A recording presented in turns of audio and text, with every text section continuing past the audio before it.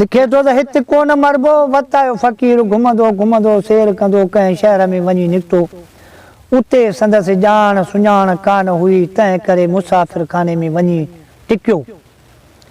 वेचारो बीमार थी वियो ऐं मुसाफ़िर खाने जे हिक कुंड में पइजी रहियो बीमारी वधी वई हिन ते गशी तारी थी वई माण्हू अची मिलिया ऐं चवनि पिया त अलाए जे हिंदू आहे अलाए जे मुस्लमान वतायो फ़क़ीर इहा ॻाल्हि ॿुधी टप ॾेई उथी खड़ो थियो ऐं चयाईं हिते मरणु मुनासिबु कोन्हे उते वञी मरां जिथे को सुञाणंदो बि त हुजे वड़े भला वताया फ़क़ीर हाणे हिकिड़ो निंड गश में पियो मञायल फ़क़ीर अला लोक माण्हू मुसाफ़िर खाने में सुठो जी आम किथे माण्हू सुम्हंदो आहे निंड अची वेंदी आहे पोइ उन जे लाइ बि माण्हू हिरासा थी विया परेशान थी विया भला ठीकु आहे जेकॾहिं मरी वियो त बि भला इंसान त हुयो न तव्हां हुनजे हथी ॾियो आहे हुनजे क़रीब थियो आहे हुनखां हथु लाहियो आहे हुनखे उथलायो पुथलायो आहे ॾिसो आहे माना हुनजे ॾिसण जे बजाए पुछण जे बजाए हमदर्दीअ जे बजाए माना हुननि चयो त हीअ अलाए केरु अलाए हिंदू अलाए मुस्लमान आहे ॻाल्हि अहिड़ी कंहिं जंहिंमें हुनखे बुछा लॻी हो टपड़े जो उथी पियो त पोइ हुन चयो त हिते मरणु न आहे मरणु उते आहे त उहो त ज़ाहिरी आहे जेकॾहिं पंहिंजे मिटनि में माण्हू मरंदो त सुरो थी मरंदो अलाह ऐं अलाह जो रसूल कंदो मां दुआ थो कयां त जंहिंजा बि जिथे जंहिंजा मौत थियनि त पंहिंजे मिटनि जे हथारूं थियनि पंहिंजे क़रीबनि जे हथारूं थियनि कंहिं झंग झर जा कंहिं सुवारी रस्ते घटनि घेड़नि खां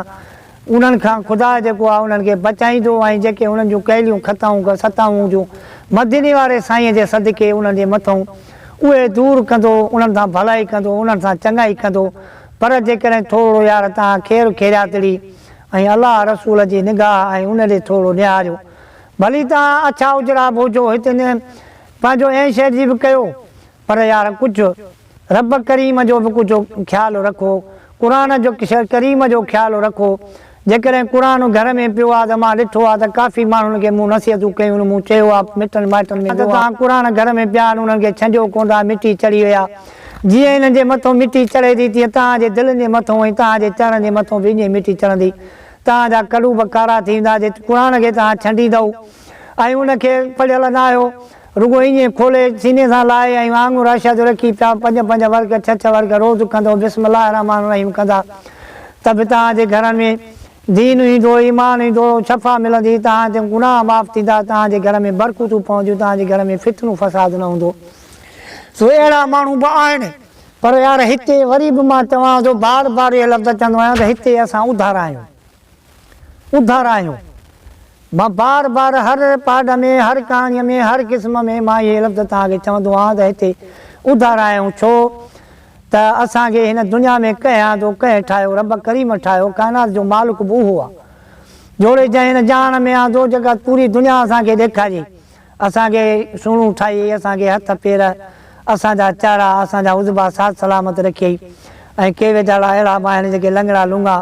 तव्हां पाण ॾिसो था वीचारा के अखियुनि खां नापी हिननि खे अंधा आहिनि ॾिसनि कोन था पोइ उहे बि त वीचारा अलाह खे यादि कंदा हूंदा पर उन्हनि खे कंहिं ठाहियो उन्हनि खे बि रब ठाहियो उहे राज़ अलाह करीम पाण ॼाणे थो तूं असां नथा ॼाणूं पर पंहिंजे हदीस ते पंहिंजे शरीयत ते पंहिंजे राम निगाहूं कयो कुझु ख़्यालु रखो पाड़े वारनि जो हिक ॿिए सां हमदर्दी कयो किथे बि को फितरूं फसाद आहे को ॻाल्हि करे थो त उन ते उॿारा ॻाल्हि कनि त ॿुधो कननि खां ॿुधो उहा जेका आहे ॻाल्हि अमल न कयो उनखे जाचो अखियुनि सां ॾिसो